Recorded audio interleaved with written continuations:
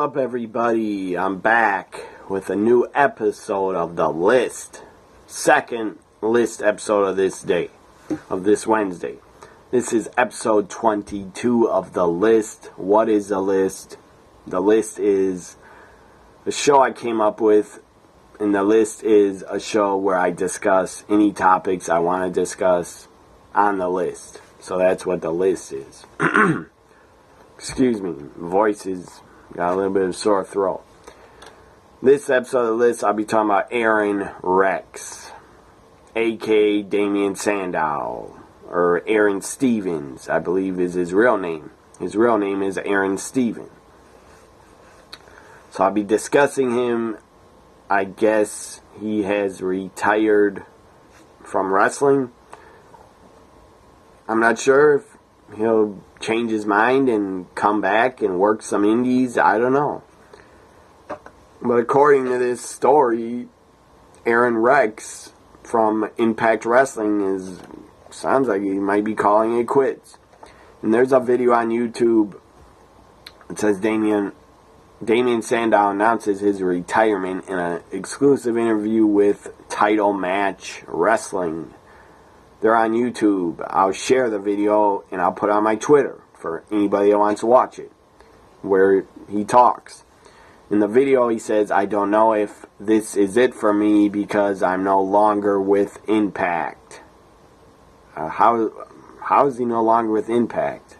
He wasn't even there a year. And I don't think he was even there 1 year.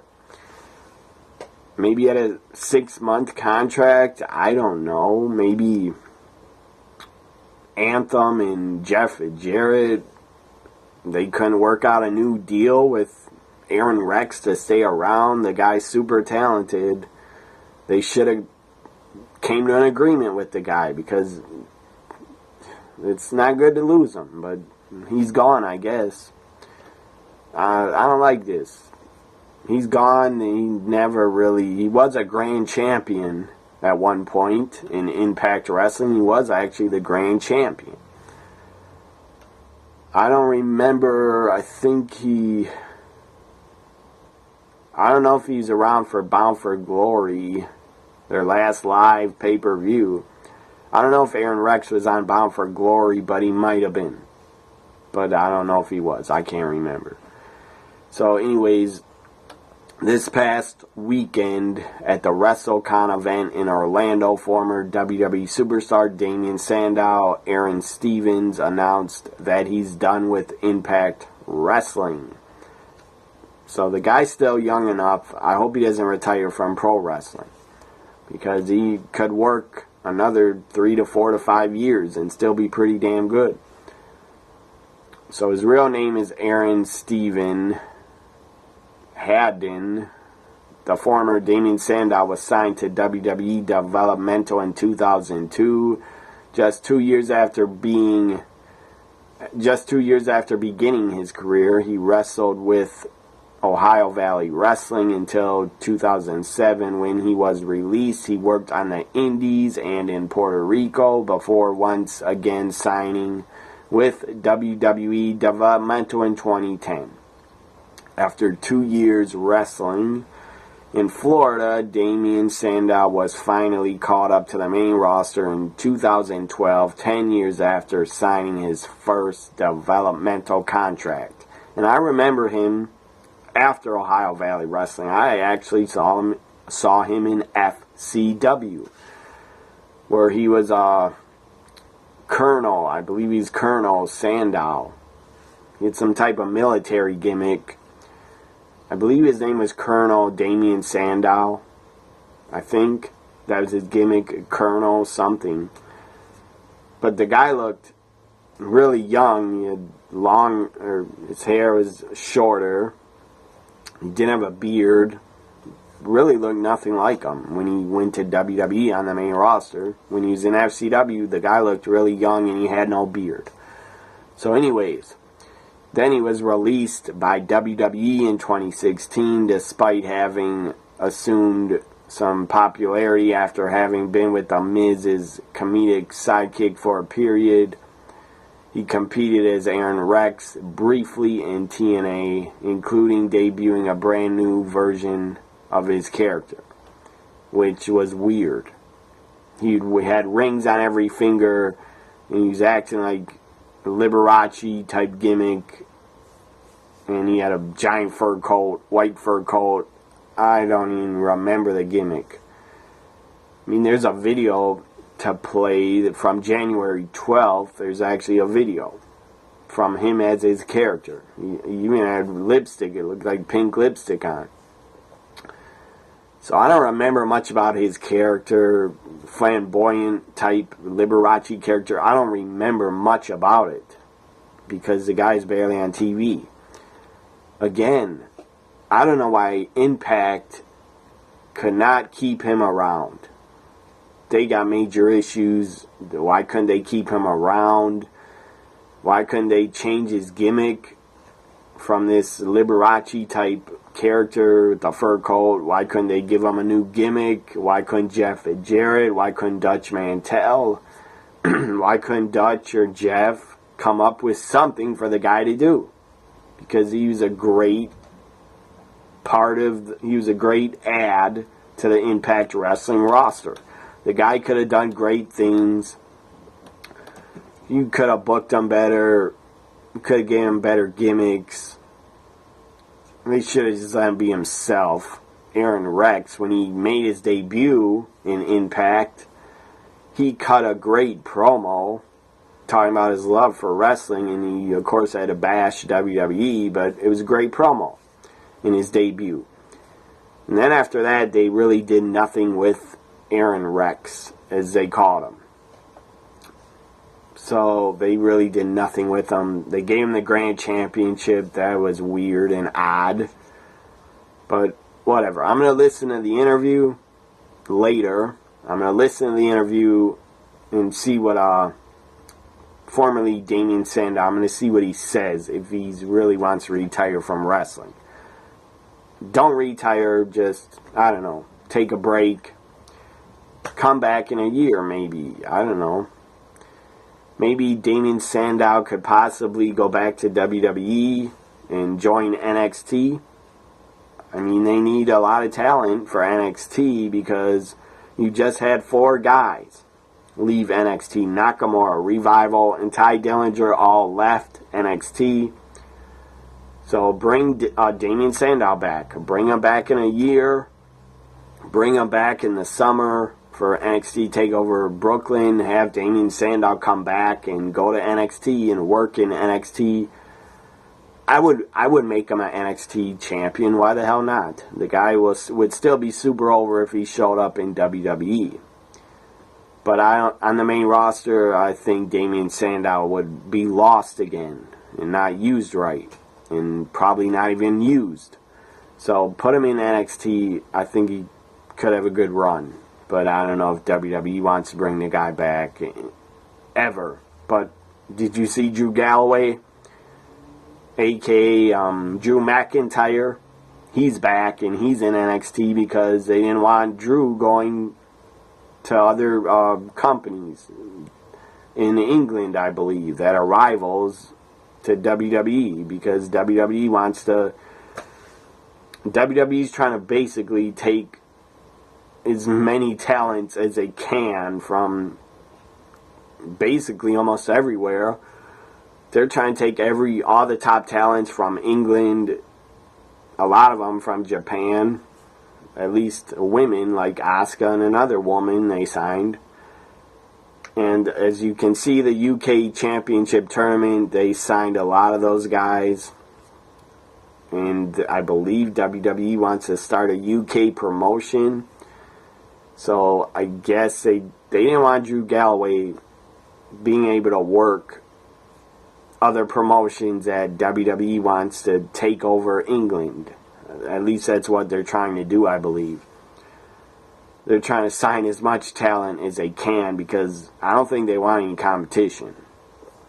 They don't want competition from these other networks like Fight TV or these other big giant networks in England They're carrying wrestling that WWE can't really compete with because they got more viewers than the WWE network. So WWE's basically trying to sign as much talent as they can so other companies can have them. So WWE could basically be number one in all these different countries because they want to be number one. Anyways, next topic on the list. I wish Aaron Stevens, aka Aron Rex, I wish him the best of luck. I hope he doesn't retire because the guy's under 40.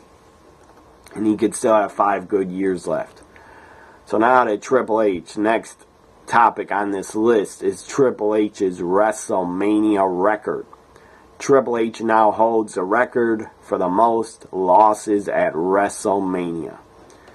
That's pretty amazing if you think about it, because Triple H is always bashed, or he used to be, especially in 2002, 2003, 2004. Triple H did not want to put anybody over except Shawn Michaels, basically. So Triple H in 2002, 03, 04, the guy, in my opinion, held people down.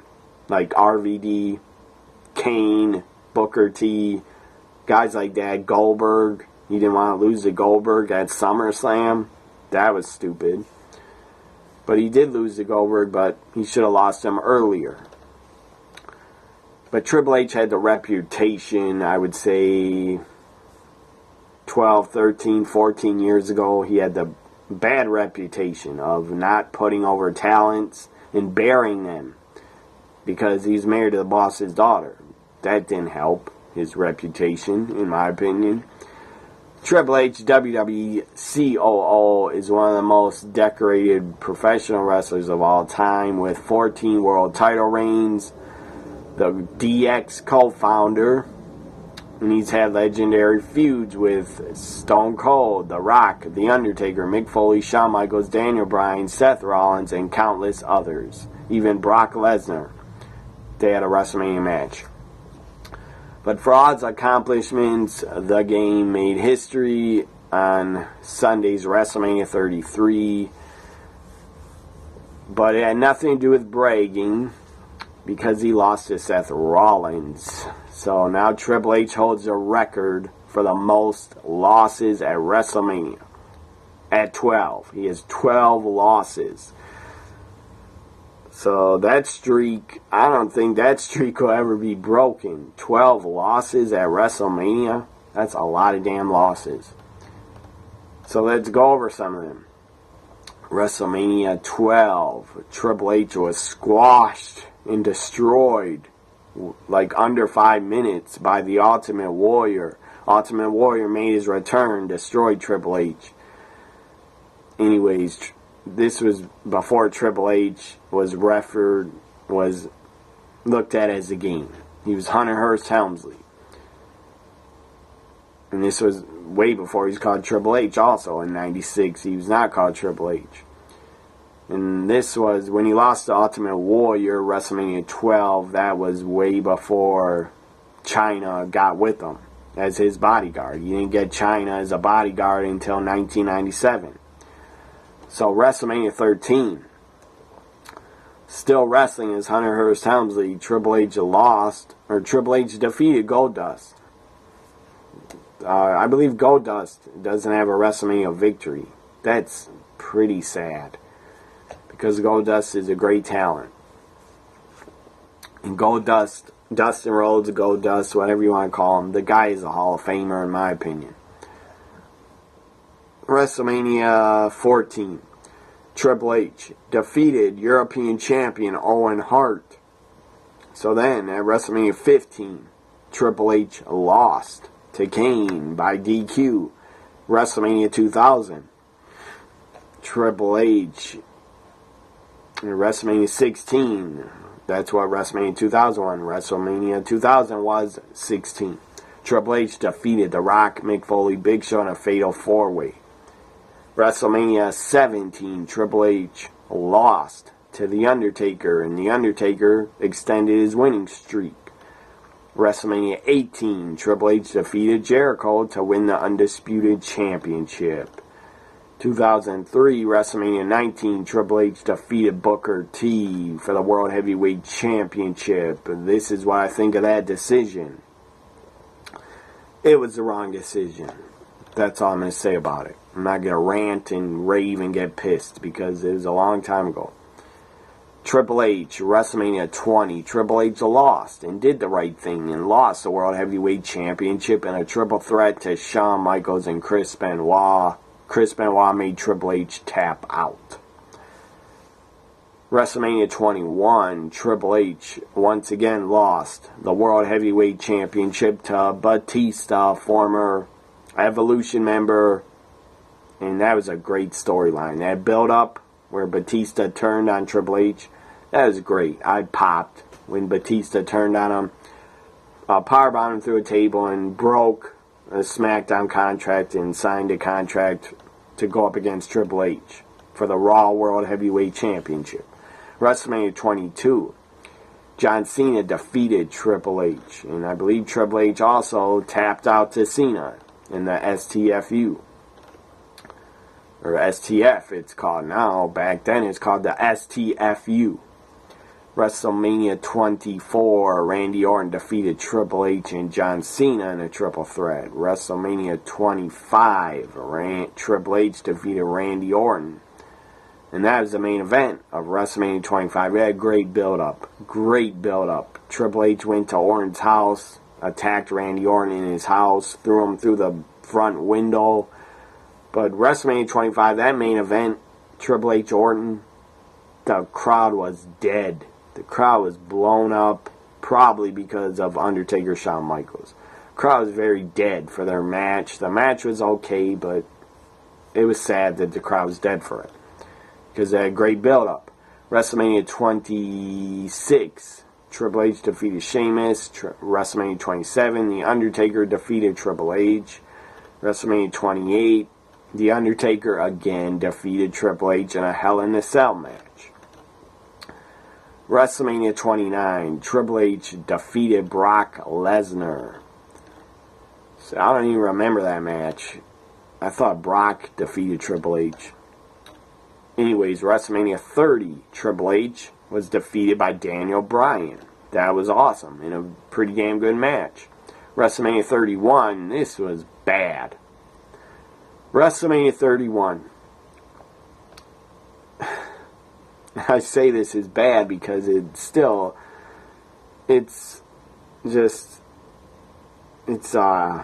asinine. It's unbelievable that Sting did not go over Triple H, because it should have happened.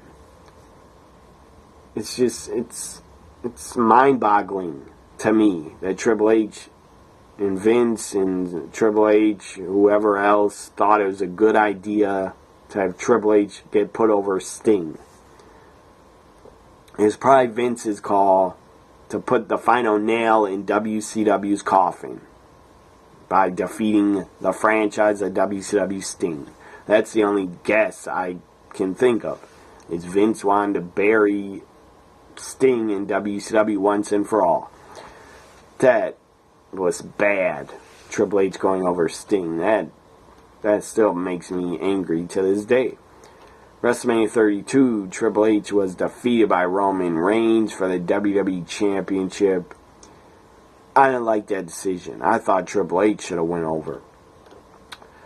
WrestleMania 33, Triple H was defeated by Seth Rollins in a non-sanctioned match. So congratulations, Triple H holds the record for the most WrestleMania losses with 12 WrestleMania losses. This ends this episode of The List 22. Hope you enjoyed it. Follow me on Twitter. Like, comment, share, and subscribe. Have a great week. Have a great weekend, everybody.